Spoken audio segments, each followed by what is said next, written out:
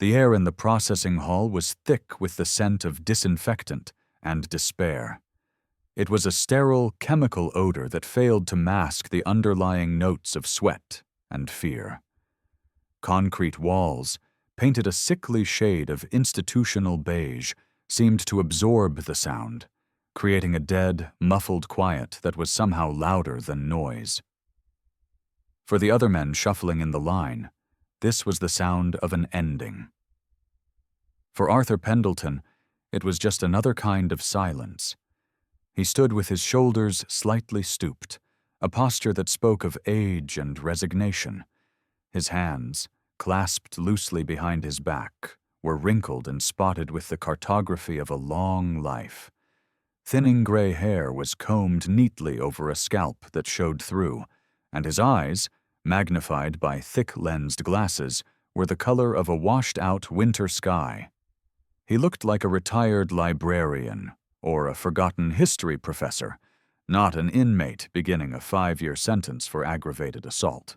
The charge was a fiction, a tangled mess of circumstance and a legal system that had no time for nuance. Arthur had been in the wrong place at the wrong time, a silent witness to a brutal street fight. When the authorities arrived, he was the only one left standing, his hands resting on the shoulder of a young man he had been trying to help. The others had fled. In the ensuing confusion, a narrative was constructed, and Arthur, with no desire to contest it, accepted his role. He saw it as a form of penance, a quiet monastery where he could finally atone for a life he had left behind decades ago. He observed everything. The way the guards walked, a subtle swagger that was part boredom and part dominance. The flicker of fluorescent lights overhead, one of which buzzed with an irritating, arrhythmic stutter. He catalogued the faces of the other new arrivals, the terrified bravado of the young, the hollowed-out emptiness of the repeat offenders. He was looking for the patterns, the hidden language of this new world. Every environment had its own grammar, its own unspoken rules of engagement. Survival depended on learning to read them quickly. His cellmate was a boy named Leo, barely 20, with eyes that darted around like frightened birds. Leo was in for a minor possession charge that had violated his parole, and the reality of his situation was a weight that was actively crushing him. He spoke in hushed, hurried whispers, offering Arthur a frantic primer on the prison's social ecosystem. He explained the factions, the territories, and the one name that mattered most. "You gotta watch out for King," Leo whispered, his gaze fixed on the steel door as if the man himself might materialize through it. "Cyrus Kane. He runs this block. He runs everything. Don't look at him. Don't talk to him. If he talks to you, you answer. But you keep your eyes on the floor." Arthur listened patiently, nodding in the right places. He had heard a dozen names like Cyrus Kane in his life, attached to men who built kingdoms on foundations of fear. They were all the same. They were loud storms, all thunder and bluster, powerful but predictable. Arthur had always preferred the quiet of the storm's eye. Over the next few days, Arthur established a routine of deliberate invisibility. He woke before the morning bell, performing a series of slow, deliberate stretches in the cramped space of his cell. The movements were fluid and controlled, less like exercise and more like a form of silent prayer. He ate his meals slowly, focusing on the texture and taste of the bland food, a practice in mindfulness. He spent his allotted hours in the library, surrounded by the scent of old paper and dust, a fragrance that reminded him of a different, more peaceful life. He saw Cyrus Kane for the first time in the chow hall on his 3rd day. King was exactly as Leo had described him, a mountain of muscle and ink. His arms were a tapestry of violent, prison art tattoos, and his head was shaved, accentuating the brutal architecture of his skull. He did not walk so much as swagger, parting the sea of inmates with an aura of pure menace. He was always flanked by 2 or 3 of his lieutenants, smaller men who orbited him like scavenger moons. King's power was theatrical. It relied on public displays of dominance. A stolen dessert, a shove in the hallway, a loud, demeaning insult that echoed through a silent room. He was a performer, and the prison was his stage. Arthur watched him, not with fear, but with a kind of detached, clinical interest. He saw the insecurity that fueled the aggression, the deep-seated need for validation that masqueraded as strength. King was not a predator. He was a frightened animal that had learned to make itself look bigger than it was. Arthur made no effort to avoid him, nor did he seek him out. He simply existed, a gray stone in the turbulent river of the prison yard. This, he soon learned, was an act of provocation in itself. In a world built on a rigid hierarchy of respect and fear, his quiet neutrality was an anomaly. It was perceived not as peace, but as disrespect. A man who showed no fear was a man who did not acknowledge the king. The library became his sanctuary. It was run by an old lifer named Silas, a man who had been inside for 40 years and wore the prison's history in the deep lines of his face. Silas was quiet, observant, and possessed a wisdom that could only be forged in crucible of long-term incarceration. He watched Arthur for a week, noting his choice of books, Stoic philosophy, ancient history, poetry, and the unnerving stillness he carried with him. One afternoon, as Arthur was reaching for a worn copy of Marcus Aurelius's Meditations, Silas spoke. His voice was a dry rustle, like leaves skittering across a pavement. "You ain't like the others," he said, not as a question, but as a statement of fact. Arthur turned, his expression placid. "I'm not sure what you mean."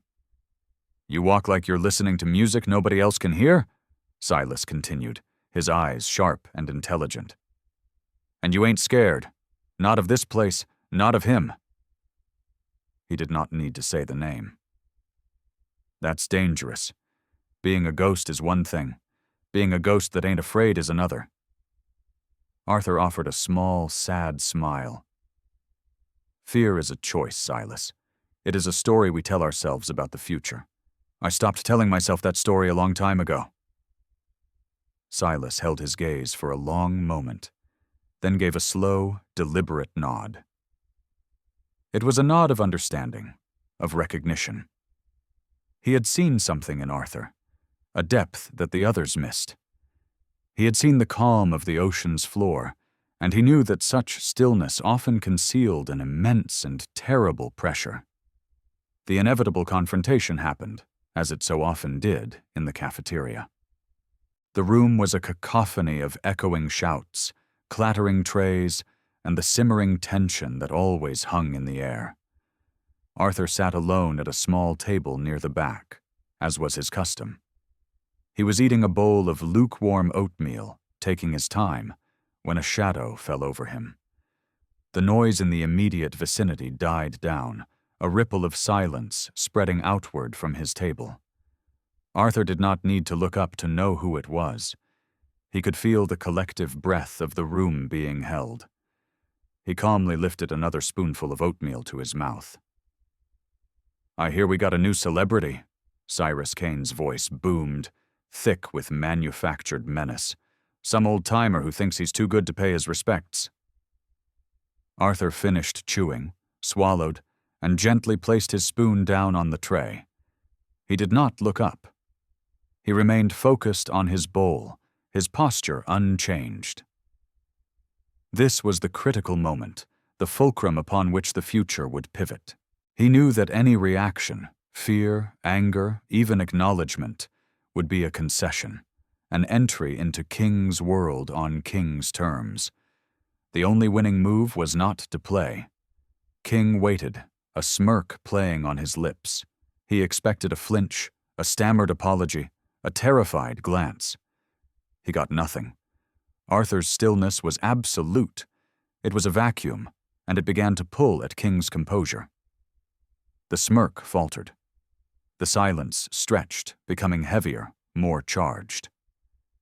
"Hey," one of King's lieutenants, A wiry man with a scar bisecting his eyebrow barked, "The king is talking to you, old man." Arthur took a slow, deep breath, centering himself. He could feel his heart rate, a steady, calm rhythm. He had been in rooms with men far more dangerous than this. He had faced down threats that were not performative, but existential. This was just noise. Enraged by the blatant disrespect, King slammed his massive hand down on the table. The tray jumped, spilling milk and oatmeal across the metal surface. The sound echoed through the silent mess hall like a gunshot.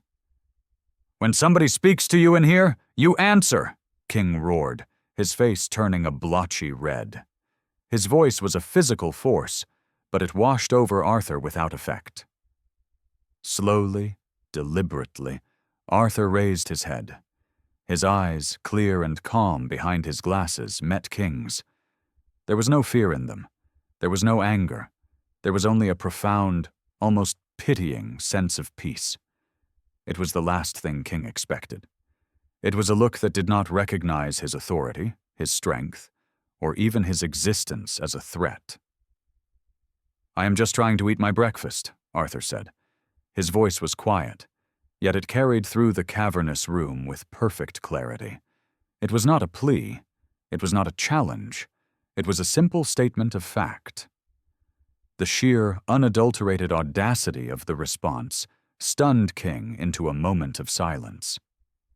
The entire cafeteria was frozen, a tableau of disbelief. This old, frail-looking man was not just defying the most dangerous inmate in the facility, he was dismissing him. King's shock curdled into pure rage. His entire identity was built on the fear he inspired. This man's calm was a negation of his entire being. It was an insult far deeper than any curse or threat. He felt the eyes of every inmate on him, and he knew he had to break this old man, to shatter his infuriating composure and put the fear back where it belonged. "You think you're tough, old man?" King snarled, leaning in close, his voice dropping to a gravelly whisper. "You think you can just ignore me?" He reached out and, with a flick of his wrist, sent Arthur's plastic cup of water splashing across his chest, soaking the front of his gray jumpsuit. Arthur did not flinch. He simply looked down at the wet patch on his uniform, then back up at King. His expression remained one of placid neutrality. It was this utter lack of reaction that finally pushed King over the edge. Logic and reason fled, replaced by a primal, white-hot fury. He had to make this man feel pain. He had to see him crumble. "That's it," King growled. He took a half-step back, balling his right hand into a fist the size of a small ham. He telegraphed the punch, putting all of his weight and rage behind it. It was a haymaker, a wild, powerful swing meant to obliterate its target. For the onlookers, the motion was a blur of impending violence. For Arthur, time seemed to slow down, stretching like warm taffy. He saw everything with a preternatural clarity. He saw the way King shifted his weight to his back foot, sacrificing balance for power. He saw the tightening of the muscles in his shoulder, the slight flare of his nostrils. He saw the trajectory of the fist, a wide, inefficient arc born of anger, not technique. It was a sloppy, emotional attack, a child's tantrum executed with a man's strength. Arthur's mind, a place of deep and disciplined stillness, analyzed the incoming threat dispassionately. The angle was poor. The chin was exposed. The body was open. There were at least a dozen ways to counter it. He needed only one. He had made a vow, a promise to himself in the smoking ruins of a life he no longer claimed. He had promised that his hands would never again be instruments of such definitive violence. But the vow had a codicil, a silent acknowledgement that true non-violence sometimes required the application of precise, controlling force to prevent a greater harm. This was not an act of aggression. It was an act of de-escalation. As King's fist hurtled toward his face, Arthur moved. It was not a large movement. He did not dodge or duck. He simply shifted his weight, turning his body slightly, allowing the punch to skim past his ear. The wind from the blow ruffled his thin hair. In the same fluid, economical motion, his left hand rose not to block but to guide. His fingers brushed against King's forearm, redirecting the momentum of the punch. His right hand moved simultaneously. It did not form a fist. His fingers were relaxed. He targeted a point just below King's outstretched arm, a cluster of nerves in the brachial plexus. His touch was light, almost gentle, but delivered with a perfect understanding of human anatomy. It was a technique called a sparrow's peak strike, a dim Mach principle designed to disrupt the flow of energy, or in more practical terms, to cause temporary motor paralysis. The effect was instantaneous and shocking. A jolt, like a massive static shock, shot up King's arm. His powerful fist, which had been meant to crush bone, went limp and useless. His eyes widened in confusion and a flicker of a new, unfamiliar emotion. Fear. His body, carried forward by the momentum of its own failed attack, was now off balance and vulnerable. Arthur did not stop there. The movement was a single, unbroken circle of energy. Using his left hand, which was still on King's forearm, he pulled the larger man forward, using King's own mass against him. He pivoted on his back foot, dropping his center of gravity. It was a perfect execution of an Aikido throw, Iriminage. He was not throwing King. He was guiding him on a path he had already chosen. The mountain of a man was suddenly airborne, his feet leaving the floor. He seemed to hang in the air for a suspended moment, his face a mask of utter disbelief. Then, gravity reasserted itself. Arthur guided his descent, ensuring he did not land on his head or neck. King crashed onto the concrete floor with a heavy, grunting thud that shook the nearby tables. He landed flat on his back, the wind knocked out of him in a great, whooshing gasp. The entire sequence, from the start of the punch to King's impact with the floor, had taken less than 2 seconds. Arthur stood over him, his posture unchanged, his breathing even and calm. He looked down at the gasping, defeated man, his expression not of triumph, but of a quiet, profound sorrow. He had not wanted this. He had broken his peace. The cafeteria, which had been holding its collective breath, did not erupt in cheers or shouts. It fell into a silence so deep and so absolute that it was unnerving. The only sound was the ragged, desperate sound of Cyrus Kane trying to suck air back into his lungs. Every single inmate and every single guard on duty was frozen, staring at the impossible scene. The frail, elderly librarian had, with 2 seconds of fluid, effortless motion, dismantled the prison's most feared tyrant. King's lieutenants, who had been ready to pounce, were paralyzed. Their brains could not process what their eyes had just seen. It was like watching a house cat fell a rhinoceros. The laws of physics, the fundamental rules of their world, had just been rewritten. Arthur looked at the stunned faces around him. He saw shock. He saw awe. He saw the beginnings of a fear far deeper than any king had ever inspired. He had wanted only quiet anonymity. Instead, he had just become a legend. He turned away from the fallen king, picked up his spilled tray, and walked calmly toward the disposal window, his quiet breakfast ruined. The power structure of the North Block Correctional Facility had been decapitated, and the executioner was a 65-year-old man who just wanted to be left alone. The guards swarmed in, their faces a mixture of confusion and alarm. They found Cyrus Kane still on the floor, struggling to sit up, his arm tingling with a strange numbness he could not understand. He was not injured, not in any way they could see. There were no bruises, no cuts. But he was utterly broken, his aura of invincibility shattered into 1,000,000 pieces in front of the entire prison population. His humiliation was a palpable thing, a thick, suffocating blanket that covered the entire room. They took Arthur to solitary confinement, following standard procedure. The heavy steel door slammed shut, plunging him into a world of concrete and shadow. For most, this was the ultimate punishment, a descent into madness. For Arthur, it was a welcome reprieve. It was silence. It was stillness. It was a place to meditate on his failure. He sat on the cold floor, his back straight, his hands resting on his knees. He closed his eyes and focused on his breath, the slow, steady rhythm of air entering and leaving his body. But his mind was not at peace.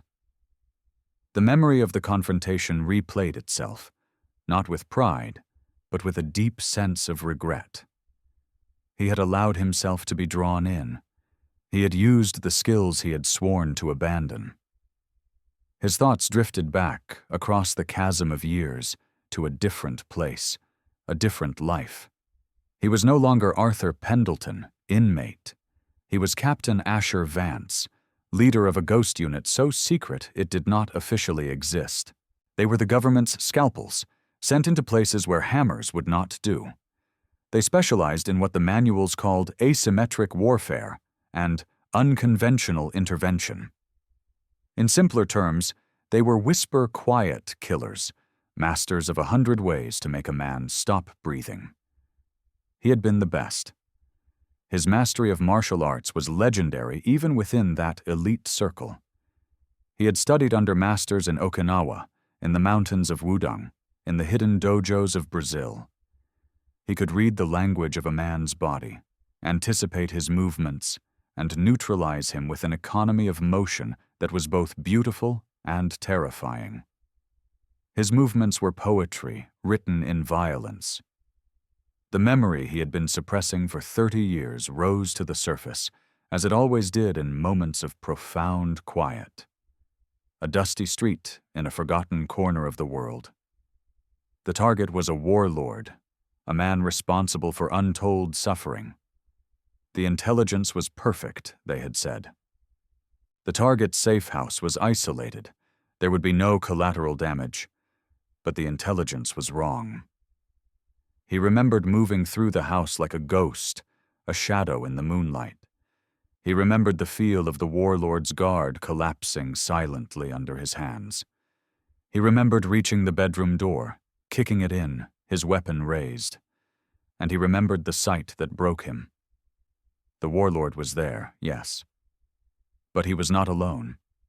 He was reading a bedtime story to his young daughter, a little girl with wide, dark eyes that were the same color as his own daughter's, thousands of miles away. His wife was sitting in a chair by the window, humming a soft lullaby. In that frozen, horrifying moment, everything had gone wrong. The warlord, reacting instinctively, had grabbed the child, using her as a shield. There was shouting, a struggle, a shot fired in panic by one of his own men.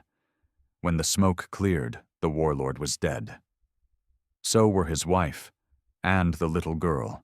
Asher Vance had died in that room, too.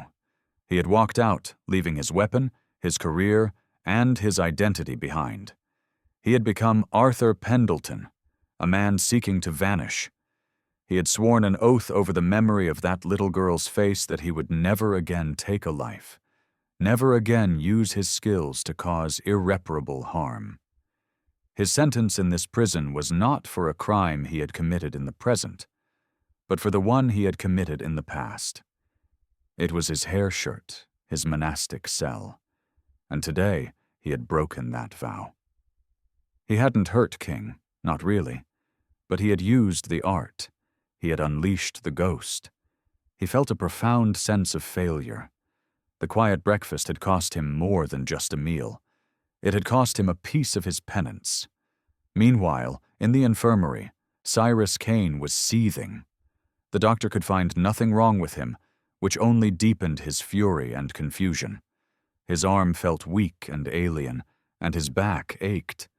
But it was his pride that was mortally wounded. He had been publicly humiliated by a geriatric fossil. The story was already spreading like wildfire through the prison. The king had been dethroned by a puff of wind. He knew he could not let it stand. His power, his entire empire, was built on a foundation of fear. If that foundation cracked, it would all come crumbling down. He had to destroy the old man, not just beat him, but utterly annihilate him. He had to make an example so brutal, so final, that no one would ever dare to look at him with anything but terror again. He started calling in favors. He met with the leaders of the other factions, men who were his rivals but feared instability more than they hated him. He played on their fears. This old man was a freak, a wild card. He had disrespected the natural order. He was a threat to them all. He promised them territory, privileges, anything they wanted. All they had to do was help him crush this one, insignificant old man. Slowly, reluctantly at first, they agreed. They had all seen what happened in the cafeteria. They had all felt the shift in the air. Fear of the unknown was a powerful motivator. Alliances were forged in the shadows of the cell blocks. Promises were made over contraband cigarettes. King was assembling an army. He was not just planning a fight, he was planning a war. After 3 days, the guards released Arthur from solitary. The walk back to his cell was a surreal experience. The hallways fell silent as he approached. Inmates who would have ignored him or sneered at him before now averted their eyes, flattening themselves against the walls to let him pass. They looked at him with a new emotion, a mixture of awe and terror. He was no longer an invisible old man, he was a myth. Leo was waiting in the cell, pacing nervously. "Arthur, you have to do something," he stammered, his face pale. "Everyone's talking. King is putting together a crew, not just his guys. The Arrayans, the Sicarios, everyone. They're coming for you. They're going to kill you in the yard tomorrow." Arthur placed his thin mattress roll on his bunk and sat down. He looked at the terrified young man and felt a pang of sympathy. "Thank you for the warning, Leo," he said, his voice calm. "Thank you? That's it?" Leo's voice cracked with disbelief. "Arthur, there's going to be 50 men coming at you. You can't fight 50 men. Arthur looked at his hands, at the wrinkles and veins that mapped his skin. These hands had once brought down governments, ended wars before they started. And they had held a dying child. "Violence should be the last option," he said, more to himself than to Leo. "But sometimes the world does not give you any other options." He closed his eyes. He did not want this fight. His soul was weary of conflict. But he also understood the grim calculus of this place. If he ran, if he asked for protection, he would be signing his own death warrant. Weakness was a fatal disease in prison. King had forced his hand. To prevent endless, escalating violence, he would have to provide a definitive, conclusive end. He would have to remind the storm why it should fear the calm. The next day, the prison yard hummed with an almost electric tension. The usual noise of basketball games and weightlifting was absent. Inmates stood in silent clusters along the perimeter fences, their eyes all fixed on the center of the yard. It felt less like recreation hour and more like the Colosseum, waiting for the gladiators to appear. Officer Miller watched from the guard tower, his hand resting on the stock of his rifle. He had been ordered to let things play out, up to a point. The warden, a cynical pragmatist, believed in letting the inmates police themselves, as long as no one died. Miller had a bad feeling. He had seen the report from the cafeteria. He had seen the footage. It made no sense. But he had also seen the army King had assembled. This was going to be a bloodbath. Arthur walked into the yard alone. He wore the same calm, placid expression he always did. He did not scan the crowd or look for his enemies. He walked to the center of the yard, near a lone, scraggly tree that grew defiantly from the packed earth. And he began to stretch. The same slow, deliberate movements he performed every morning in his cell. To the onlookers, It was an act of supreme, almost insane confidence. To Arthur, it was a necessity. He was preparing his body, but more importantly, he was preparing his mind. He was finding his center, that place of absolute stillness where time slowed and the chaos of the world resolved into clear, simple patterns. Then, they came. The gates to the adjacent cell block opened, and Cyrus Kane emerged. He was not alone.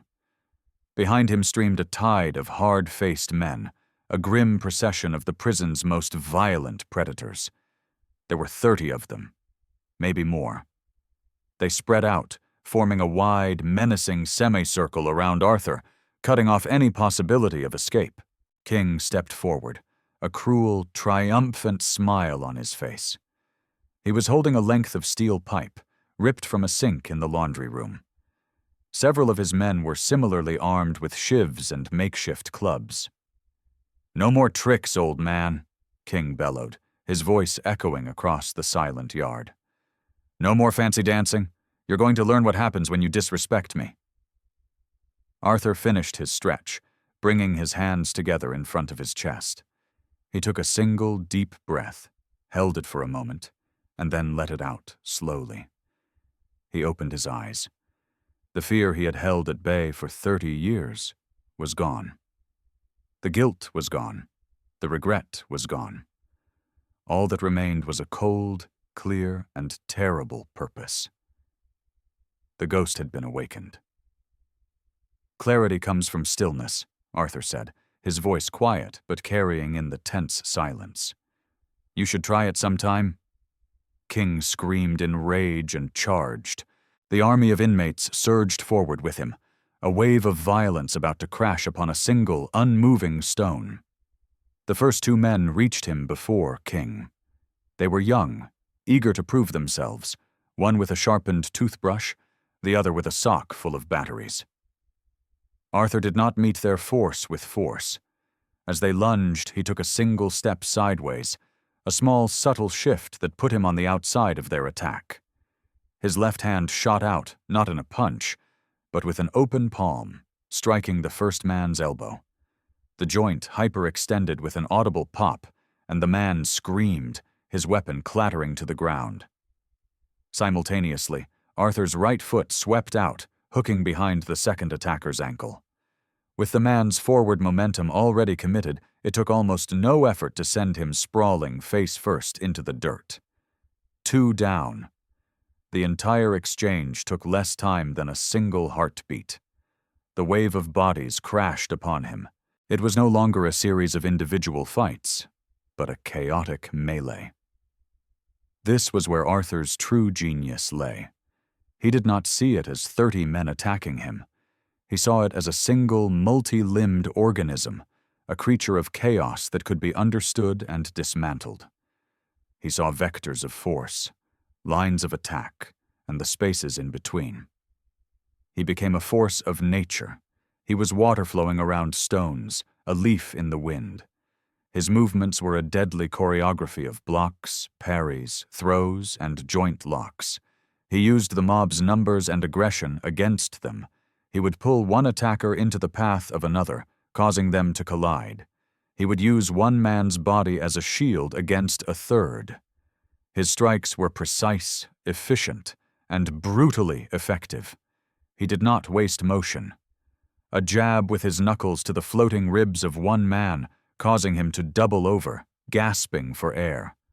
A sharp, upward strike with the heel of his palm under another's chin, snapping his head back and rattling his teeth. A perfectly applied wrist lock that sent a man with a shiv to his knees, howling in pain. He was not fighting them. He was disassembling them, piece by piece. He moved through the churning mass of bodies like a surgeon, making precise incisions. He never stayed in one place for more than a second, his footwork a blur. The inmates, fueled by mob rage, were clumsy and inefficient. They got in each other's way, their wild swings often hitting their own allies. In the guard tower, Officer Miller watched, his mouth hanging open. He had seen prison riots. He had seen brutal brawls. He had never seen anything like this. It was not a fight. It was an art form. The old man was not a brawler. He was a master, and the prison yard was his dojo. King, who had held back initially to let his men wear Arthur down, watched in growing horror. His army was being systematically neutralized. Men were dropping all around him, not dead, but incapacitated, groaning on the ground with dislocated shoulders, twisted knees, and the overwhelming shock of being so effortlessly defeated. The old man was a whirlwind of calm, controlled violence. Panic began to creep into King's heart. He tightened his grip on the steel pipe. He had to end this now. He saw an opening as Arthur threw one of the sicarios into a pair of advancing Arrayans. With a roar of desperation, King charged, swinging the pipe in a deadly horizontal arc aimed at Arthur's head. Arthur sensed the attack without needing to see it. He finished his throw and turned, the pipe just inches from his face. He did not try to block it. A steel pipe against a forearm was a losing equation, no matter how skilled you were. Instead, he dropped, his body sinking below the arc of the swing. The pipe whistled harmlessly over his head. As he dropped, he shot his hand out, palm up, and struck the inside of King's knee. It was not a powerful blow, but it was perfectly targeted. King's leg buckled, and he stumbled forward, his balance broken. Arthur rose up behind him, a specter of quiet retribution. He wrapped one arm around King's thick neck, not to choke him, but to control his posture. With his other hand, he reached up and seized the wrist of the hand holding the pipe. Applying pressure to a single nerve, he forced King's fingers to open. The steel pipe clattered onto the concrete. The fight was over. The king was captured. The remaining attackers, maybe a dozen still on their feet, froze. They saw their leader, the symbol of their power, held helpless in the grip of the old man. They saw their 30 comrades littering the ground around them. The rage and bloodlust drained away, replaced by a primal, instinctual fear. This was not a man. This was something else. One by one, they began to back away. Then they turned and fled, scrambling back toward the safety of the cell blocks. Soon, only Arthur and King were left standing in the center of the yard, surrounded by the wreckage of King's army. Arthur held the larger man for a moment longer, then released him. He did not shove him away. He simply let him go. Cyrus Cain stumbled forward a few steps, then sank to his knees. He was defeated. He was humiliated. He was, for the first time in his adult life, utterly and completely terrified. He stared at the ground, unable to meet the old man's gaze. Arthur looked down at the broken man, and the cold purpose in his eyes softened back into that familiar, profound sadness. He had done what he had to do. He had ended the violence by demonstrating a capacity for it that no one could challenge. He had brought peace through the threat of absolute war. He hated it. The yard was silent. The entire prison population had witnessed the impossible. They had seen a god of violence toppled by a quiet old man. The foundation of their world had been pulverized. Finally, the alarms blared. Guards in riot gear stormed the yard, expecting to find a bloodbath. Instead, they found a scene of bizarre, almost peaceful carnage. 30 men were injured, but none seriously. A few broken bones, many dislocations, but no stab wounds, no life-threatening injuries. And in the center of it all stood one elderly inmate, his breathing barely labored, without a single scratch on him. Officer Miller just shook his head from the tower, whispering a single word. "Damn!" In the aftermath, a new kind of order settled over the prison. It was not an order based on threats and extortion, but on a deep and abiding respect for the quiet man in cell block B. Arthur Pendleton became a figure of legend. Inmates called him the Ghost or the Librarian. They left him alone, not out of fear of what he would do to them, but out of fear of what he was. He was an immovable object, a force of nature they did not understand and did not wish to test. Cyrus Kane was transferred to the medical wing for observation and then moved to another facility for his own protection. His reign was over, his spirit broken. He was just a man again, stripped of his crown and his power. Arthur asked for nothing. He sought no power, no followers. He returned to his routine, the quiet mornings, the bland meals, the afternoons spent in the library with Silas. But things had changed. Other inmates started approaching him, not with challenges but with questions. A young man, struggling with a temper that constantly landed him in trouble, hesitantly asked Arthur how he stayed so calm. Arthur, seeing a chance to build rather than destroy, began to teach. He did not teach them how to fight. He taught them how to breathe. He sat with a small group in a quiet corner of the yard, guiding them through simple meditation exercises. He spoke to them of discipline, of control, of the idea that true strength was not the ability to inflict pain, but the ability to choose not to. He taught them that the battle inside was far more important than any battle outside. His corner of the yard became an unofficial monastery, a place of peace in a world of violence. The overall level of violence in the prison began to decrease. Fights that would have escalated into riots now fizzled out. Men learned to walk away. They learned to find their center. The warden and the guards watched, bewildered but content. The old man was doing their job for them more effectively than they ever could. He had become the reluctant, unofficial leader of the prison, a king who had never sought a throne. Arthur served the remainder of his sentence in this strange, unexpected peace. He corresponded with Silas after the old lifer was finally granted parole. He continued to mentor Leo, who managed to stay out of trouble, and was released a year later, a changed and more thoughtful young man. The day of his own release came on a gray, overcast morning. He packed his few belongings, a couple of well-read books, a few letters from Silas, and walked out of the prison gates. He had entered as a ghost, an anonymous old man. He left as a legend, a man who had single-handedly transformed the culture of a maximum security prison. He stepped out into the free world, blinking in the soft light. He had paid his penance, both for the crime he did not commit and for the one he did. He did not know what the future held, but it is not measured by the fear a person can inspire or the dominance they can exert over others. The greatest power, the only power that truly matters, resides in the quiet, disciplined stillness of the soul. It is the strength to control oneself, to find peace in the heart of the storm, and to understand that the greatest warrior is not the one who wins the most fights, but the one who no longer needs to fight at all.